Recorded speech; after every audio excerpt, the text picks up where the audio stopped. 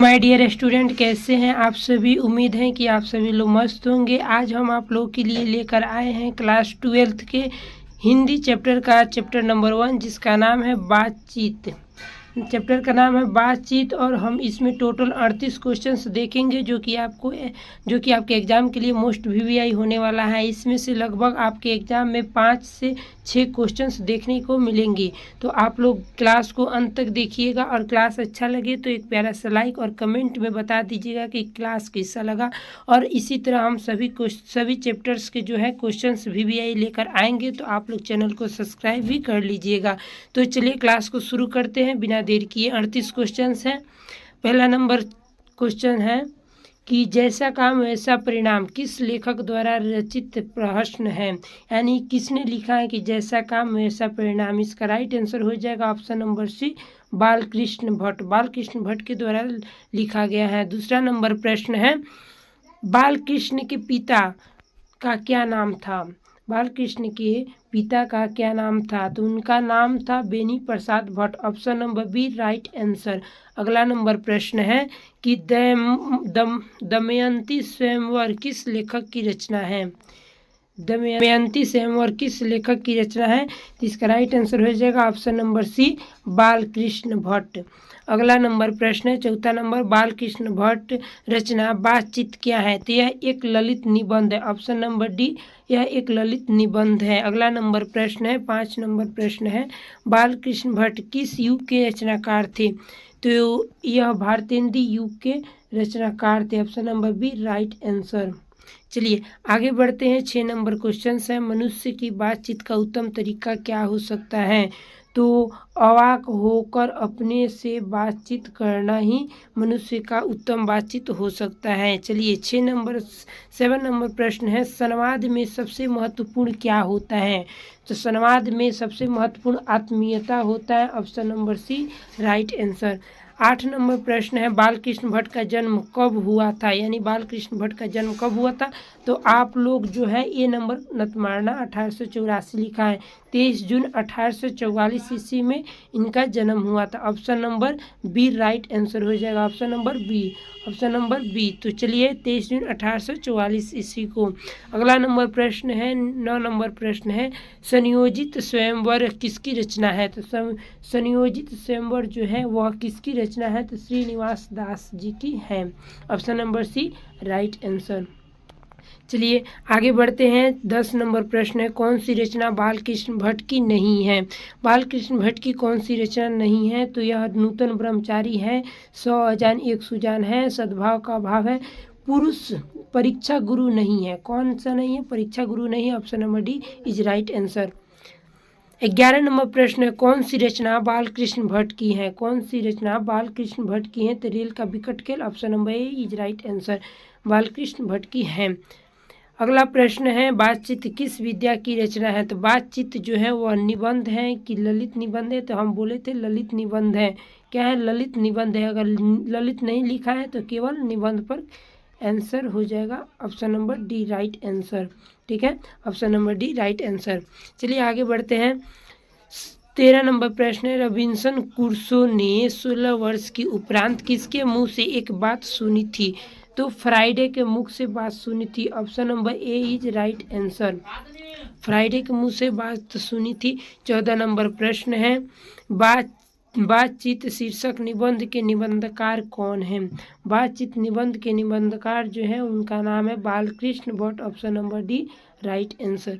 चलिए आगे बढ़ते हैं। 15 नंबर प्रश्न है, बातचीत के माध्यम से बालकृष्ण भट्ट क्या बताना चाहते हैं, तो बातचीत के माध्यम से बालकृष्ण भट्ट क्या बताना चाहते हैं, तो वो बताना चाहते हैं बातचीत की शैली। ऑप्शन नंबर ए राइट आंसर।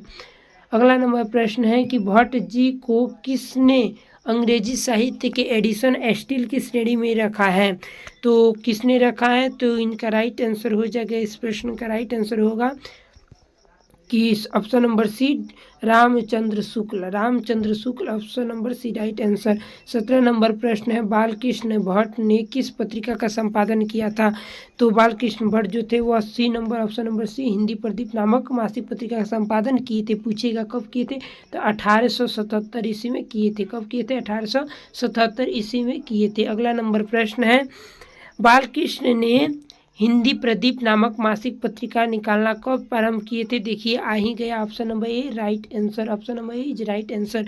1877 ईस्वी में। हम आप लोगों को थोड़ा सा फास्ट इसलिए पढ़ा रहे हैं ताकि आप लोग जल्द से जल्द इसको रिवीजन कर ले, ठीक है। तो चलिए आगे बढ़ते हैं। कौन सी रचना बालकृष्ण भट्ट द्वारा रचित है? तो बालकृष्ण भट्ट द्वारा जो है वो कौन सा रचित है, कौन सा रचित नहीं है? तो पद्मावती है, वेरी संहार है, मेघदूतम नहीं है। मेघदूतम जो है किसकी रचना है? तो तुलसीदास की है। किसकी है? तो तुलसीदास की है। आगे बढ़ते हैं। कौन सा उपन्यास बालकृष्ण भट्ट द्वारा रचित है? तो 100 अजान एक सुजान, option number C right answer, option number C is right answer. 21 number प्रश्न है, नाटक के प्रारंभ में होने वाले मंगल पाठ को क्या कहा जाता है? नाटक के प्रारंभ में होने वाले मंगल पाठ को क्या कहा जाता है? तो इसका राइट आंसर हो जाएगा नांदी पाठ कहा जाता है, option number B is right answer. अगला नंबर प्रश्न है 22 नंबर प्रश्न है कि रघुवंश कुर्सो को कब तक मनुष्य का मुख देखने को नहीं मिला था? तो ऑप्शन नंबर सी 16 वर्षों तक नहीं मिला था। अगला नंबर प्रश्न है बोलने से ही मनुष्य के रूप का साक्षात्कार होता है, यह किसने कहा था? तो यह किसने कहा था? तो बेन जॉनसन ने कहा था, option number B is right answer.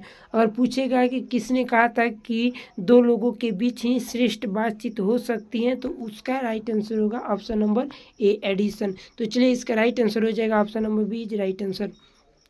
अगला नंबर प्रश्न है कि असल बातचीत सिर्फ दो व्यक्ति में ही हो सकती है, यह किसका मत है? देखिए वो भी क्वेश्चन आ ही गया, option number A is right answer.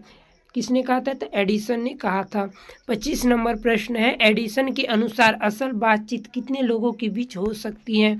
तो कितने लोगों के बीच हो सकती है असल बातचीत? तो दो लोगों के बीच हो सकती है, option number A is right answer. 26 number प्रश्न है, बातचीत से मन किस प्रकार का हो जाता है? तो बातचीत करने से मन हल्का और स्वस्थ हो जाता है। 27 नंबर प्रश्न है, किसके न होने से सृष्टि गूंगी प्रतीत होती है? तो वाक शक्ति, बोलने की अगर शक्ति नहीं होती तो यह पूरी सृष्टि जो है वह गूंगा दिखाई देता है, यानी गूंगा प्रतीत होता। Option number B is right answer. चलिए अगला नंबर प्रश्न है 28 नंबर प्रश्न है कि आर्ट ऑफ कन्वर्सेशन कहाँ के लोगों में सर्वाधिक प्रचलित है? तो आर्ट ऑफ कन्वर्सेशन जो है वह यूरोप के लोगों में सर्वाधिक प्रचलित है, option number C is right answer. अगला नंबर प्रश्न है बालकृष्ण किस काल के रचनाकार हैं? बालकृष्ण भट्ट किस काल के रचनाकार हैं? तो वह आधुनिक काल के रचनाकार है, option number D is right answer. अगला नंबर प्रश्न है बालकृष्ण भट्ट ने कौन सा मासिक पत्र निकाला था? तो यह कौन सा मासिक पत्र निकाला था? हिंदी प्रदीप। पूछेगा कब निकाला था? तो 1877 ईस्वी में निकाला था। इसको भी आप लोग याद करके रखिएगा। चलिए अगला नंबर प्रश्न है, समाप्त हो गया हमारा एग्जेक्टिव 38 क्वेश्चन था जो कि हम समाप्त कर दिए, जो कि मोस्ट वीवीआई प्रश्न था। तो इसमें से लगभग 5 से 6 क्वेश्चंस आप लोग के एग्जाम में डायरेक्ट देखने को मिलेगा, तो आप लोग इससे याद कर लीजिएगा। और हाँ, इसी तरह और भी क्लास हम कराने वाले हैं सभी चैप्टर्स का मोस्ट वीवीआई क्वेश्चन। तो इसके लिए आप लोग हमारे चैनल को सब्सक्राइब कर लीजिएगा और लाइक करके एक प्यारा सा कमेंट कर दीजिएगा कि कैसा लगा क्लास। हम थोड़ा सा इस क्लास को फास्ट में किए ताकि आप लोगों का समय बच सके, क्योंकि एग्ज़ाम बहुत नज़दीक है, इसीलिए कि ताकि आप लोग और पढ़ाई कर सके, इसलिए थोड़ा सा फास्ट किए हैं। तो आप लोग कमेंट करके बता दीजिएगा कैसा लगा क्लास। धन्यवाद, मिलते हैं अगले वीडियो में, तब तक के लिए।